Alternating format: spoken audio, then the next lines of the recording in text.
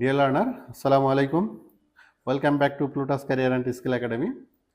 আশা করি সকলেই ভালো আছেন। আজকে খুবই গুরুত্বপূর্ণ একটা বিষয় নিয়ে আলোচনা করব। সেটা হচ্ছে সমাজসেবার চলমান আবেদন নিয়ে, সার্কুলার নিয়ে।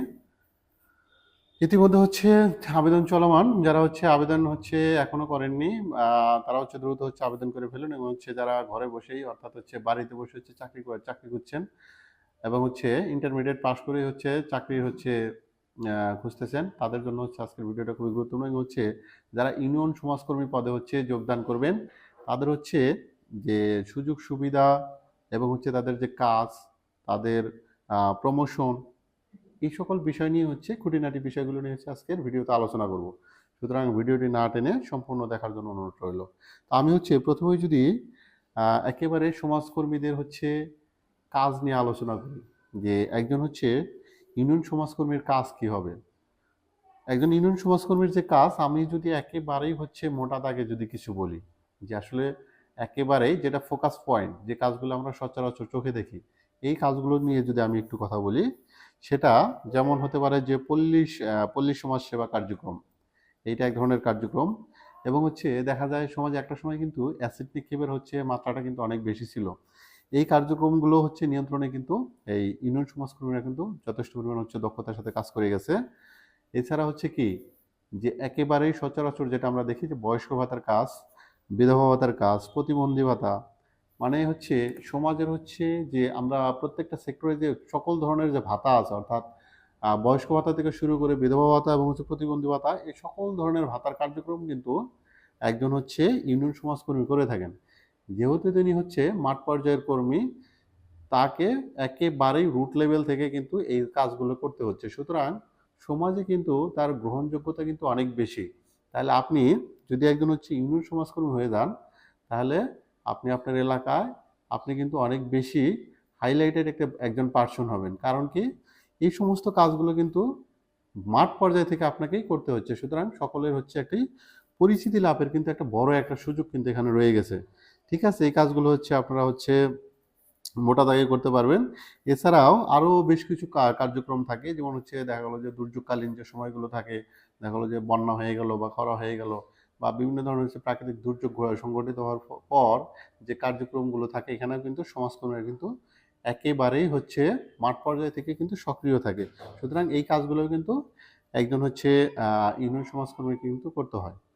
আচ্ছা, এর পাশাপাশি আমরা যদি কাজের পাশাপাশি যদি আমরা সুযোগ সুবিধার কথা বলি, যে একজন ইউনিয়ন সমাজকর্মীর আসলে কি ধরনের সুযোগ সুবিধা প্রাপ্য হবেন, অর্থাৎ আর্থিকভাবে কি ধরনের তিনি সুযোগ সুবিধা লাভ করবেন। তো এইটা বলার আগে আমি একটু বলে নেই, যে ইউনিয়ন সমাজকর্মী কিন্তু পদের যে সার্কুলারটা, এটা কিন্তু 16তম গ্রেড। তো আপনারা সকলেই জানেন যে 16তম গ্রেডের বেসিক বেতন কিন্তু 9,300 টাকা। সুতরাং এখানে আরও বেশ কিছু আপনি সুবিধা পাবেন, যেমন বাড়ি ভাড়া পাবেন। আপনি যদি নিজ বাড়িতে থেকে চাকরি করেন, সমস্যা নাই, কিন্তু এখানে বাড়ি ভাড়া 45 থেকে 50% পর্যন্ত কিন্তু আপনি এখানে বাড়ি ভাড়া প্রাপ্য হবেন। এর পাশাপাশি আপনি মেডিকেল সুবিধা পাবেন কিন্তু। এবং আপনি পাশাপাশি সন্তানের জন্য দুটি সন্তানের জন্য কিন্তু আপনি সর্বোচ্চ 1,000 টাকা পর্যন্ত কিন্তু পেয়ে যাবেন।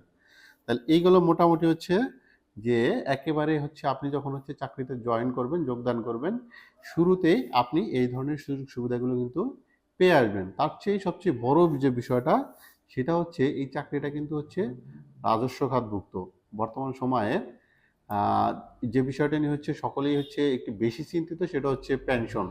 কারণ সরকার যে সার্বজনীন পেনশনের ব্যবস্থা করতেছেন, সেখানে কিন্তু ম্যাক্সিমাম সংখ্যক সরকারি চাকরিজীবীরা কিন্তু সার্বজনীন পেনশন স্কিম, অর্থাৎ প্রত্যয় স্কিমে কিন্তু চলে যাচ্ছে, এবং তাদেরকে বাধ্যতামূলকভাবে যেতে হচ্ছে। কিন্তু একজন ইউনিয়ন সমাজকর্মী হিসেবে আপনাকে কিন্তু এই ধরনের অসুবিধা ভোগ করতে হবে না। কারণ এটা একটি রাজস্ব খাতভুক্ত চাকরি। সুতরাং আপনি কিন্তু পেনশন সুবিধাটা পাবেন। তাহলে এটা কিন্তু একটা সবচেয়ে বড় প্লাস পয়েন্ট। আচ্ছা, এরপর যদি আমরা একেবারে শেষের দিকে যদি একটু বলি, যে আসলে এটার প্রমোশনটা কেমন। এখানেও কিন্তু প্রমোশন কিন্তু খুবই স্মুথ।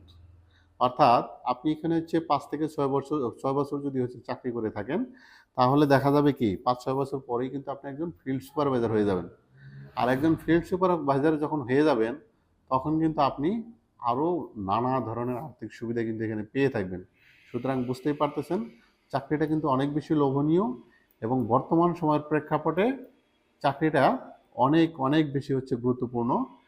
সুতরাং হচ্ছে এবং সাথে হচ্ছে এটাও বলা যায়, যেহেতু এইচএসসি পাস বা ইন্টারমিডিয়েট পাস বা আলিম পাস করেই হচ্ছে চাকরিটা নেওয়ার সুযোগ আছে। সুতরাং আপনারা যারা হচ্ছে ইন্টার পাস আছেন এবং হচ্ছে তার চেয়ে বেশি যারা হচ্ছে কি অনার্স বা মাস্টার ডিগ্রি কমপ্লিট আছে, তারাও হচ্ছে এই পদগুলোতে আবেদন করতে পারবেন, সমস্যা নেই।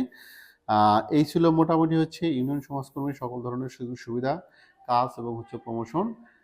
আপনাদের যদি হচ্ছে এই বিষয় নিয়ে আরও হচ্ছে বিস্তারিত জানার থাকে, আমাদের অবশ্যই কমেন্ট সেকশনে জানাবেন। সেই বিষয় নিয়ে আমরা হচ্ছে পরবর্তীতে হচ্ছে বিস্তারিত একটি ভিডিও দিব, আপলোড করব। আর সকলেই ভালো থাকবেন। আল্লাহ হাফেজ।